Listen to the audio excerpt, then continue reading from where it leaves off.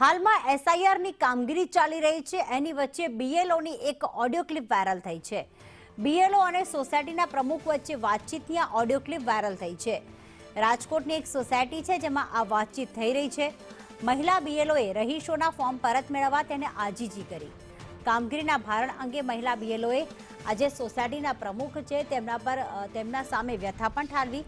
મોડી રાત સુધી કામગીરી માટે દબાણ હોવાનો બીએલઓએ દાવો કર્યો છે અને કહ્યું કે કામગીરીથી કંટાળીને તે આપઘાતની પણ ચીમકી ઉચ્ચારી હતી।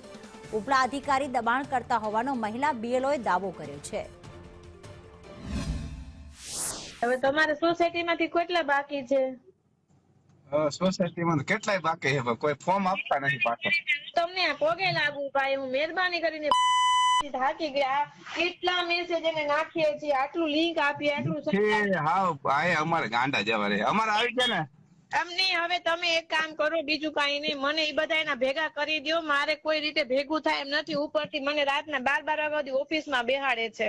ઓહો, હું કાલે 12:30 વાગે, રાતના 12:30 વાગે બહુમાળી ભવનની ઓફિસમાંથી નીકળી। વિચાર કરો મારી હાલત કેવી હશે એમ। આ તો બહુ અઘરું કહેવાય। હવે તમારે આમાં આપઘાત કરવા સિવાય કોઈ રસ્તા નથી ભાઈ। અમને એટલા હેરાન પણ નો આવતું હોય, નો થતું હોય તો તેલ લાગ્યું, બીજું શું હોય? એમને તો એ લોકોને અમે ખુલાસા માંગે, કેટલી માથાકૂટું હાલે છે એમાં ભાઈ। નથી ઈઝી નથી, આ સહેલું નથી આપી જતા ને, બહુ અઘરું છે। અને કરતા તાળા મારી દીધા એવું કહીએ ને તો સારું પડે એમ।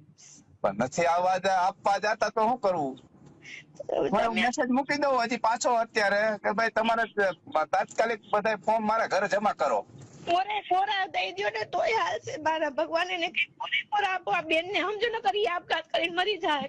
એટલે અમારે ઉપરથી નથી સમજતા વાત છે ભાઈ। એમાં બીજો રસ્તો કઈ નથી એમ। હાલો નોકરી એ મૂકી દે, પણ અત્યારે તો એ મૂકવા ન દે, નોકરી નથી મૂકવા દે। તમે અરજી કરી કે મને એટેક આવી ગયો છે ભાઈ, તમે મને આમાંથી બાદ કરો, તો એ નથી માનતા।